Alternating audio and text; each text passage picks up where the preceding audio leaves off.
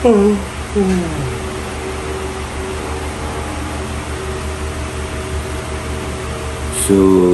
today is another day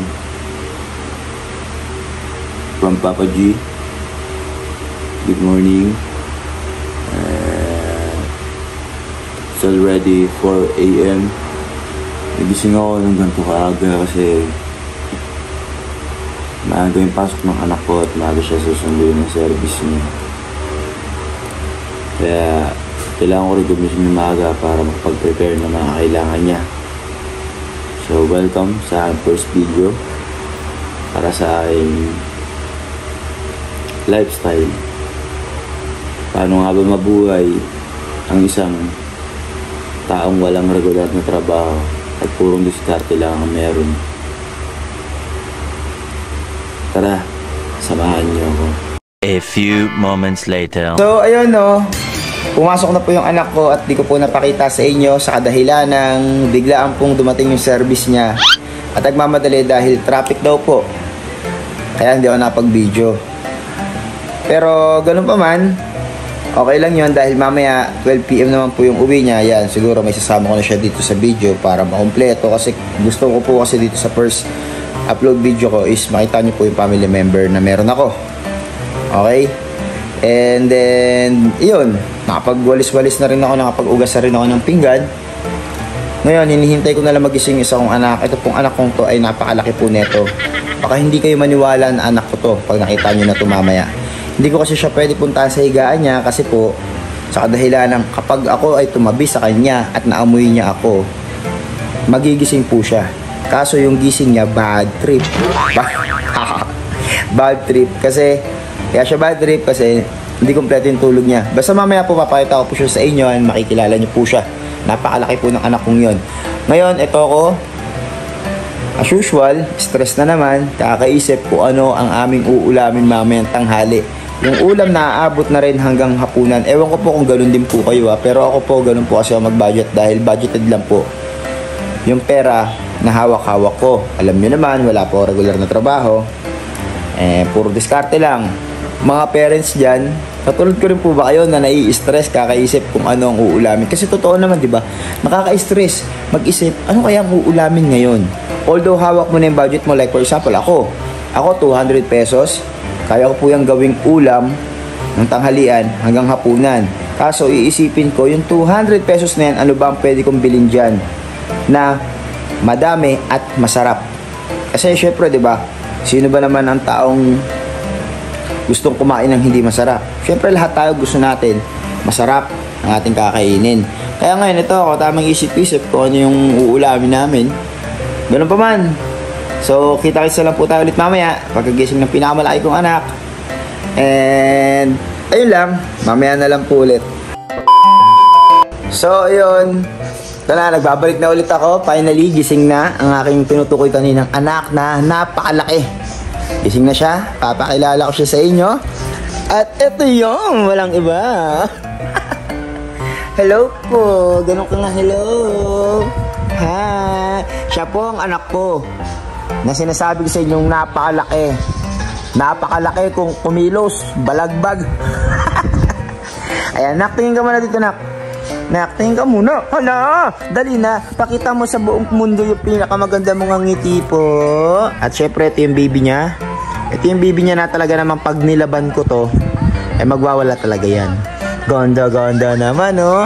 Si Riley maliit man na makulit.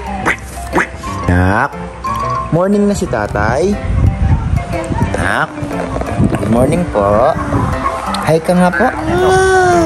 Huh? Ayan naman, Thailander na naman ang salita mo. Hindi na mga tama intindihan eh. Ha? Car? Pa nagkapera si tatay, punta tayo dyan, okay? Basta magbabait ka lang palagi, ha? Opo. Kasi ang batang mabait, pinagpapala ni Papa Jesus. Paano yung sign of the cross ni Riley? The Father to the Son. Dali, paano? Dali na, anak. Ay, sus naman, may topak pa. May topak pa siya. So, ayun, nakilala nyo ng isa sa mga pinakamalaki kong anak. At mamaya, yun na lang, si Althea na lang pagdating niya, papakita ko rin siya sa inyo.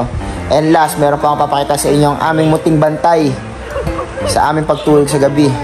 Walang iba kundi ang aking chuchu. Mamaya papakilala ko rin siya sa inyo. But now, lalaroin ko muna to kasi ganito to pagkagising sa umaga. Magpapakamot kung saan saan. Gusto niya kakamutin ko siya. Kung saan saan niya lang maisipan. Yun lang. Para lang mabuo yung mood niya. Kasi as of now, tupak-tupak pa nga ni. Tupak. Pero hindi, mabait to. Kahit sobrang kulit niya, sobrang lamig na itong batang to. Iba yung ligayang na ibibigay sa akin nito. Lalong-lalo na kapag inatake ako ng anxiety o kaya super breakdown talaga ako. Nakakaramdam siya. Ang ginagawa niya is lalapitan niya ako, maglalambing siya. Sa mga paraan na yun, doon bigla na lang napapangiti. Ayun lang. Mamaya sama namin kayo kasi lalabas kami. As usual, di ko naman ito may iwan dahil wala naman ito pag-iwanan dito sa bahay. Kaya bit ko ito mamaya. Sana hindi siya magpabuhat. Sana huwag siyang tapakin. Mamaya bibili kami ng ulam. Kasama namin kayo. Papakita namin sa inyo. Yun lang. Babalik kami. Let's go. Bye-bye. Talagang kiss mo nga si tatay para masabing sweet ka sa Pilipinas. Uy! Napakastamis. Isa pa nga po. Isa pa pong kiss. Uy! Last one para I love you. Uy! I love you.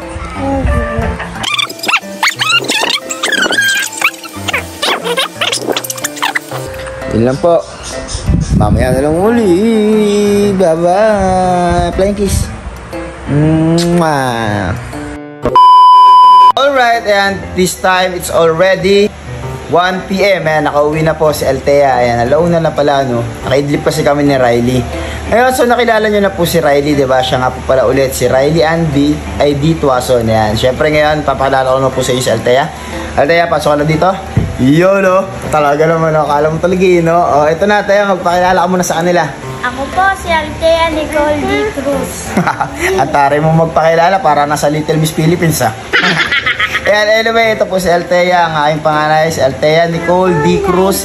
At ito naman po ang bunso ko na si Riley Ann D. Tuason. And syempre, sino ka? Okay, Oo nga, ikaw si Riley. Hindi namin inaangkin. Ikaw talaga si Riley. Ayun, papakilala ko rin sa inyo ang kukumpleto sa aming pamilya. Walang iba ang tagabantay namin sa gabi. Ayan. Chuchurika po B. Tuason. Chuchu. Ang taray, no? Tiger look. So, paano ba yan? Kilala nyo na yung mga family member ko. Hanggang dito na lang. Muli, sana po i-subscribe nyo po ang aking YouTube channel. And syempre, subscribe nyo po ako at i-click nyo po yung notification bell.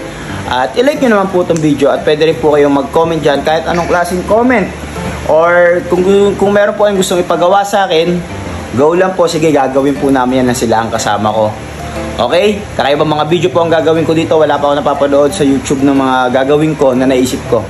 So sana supportahan niyo po ako. Maraming salamat sa inyo. Kids, paalam na kayo. Bye! Bye!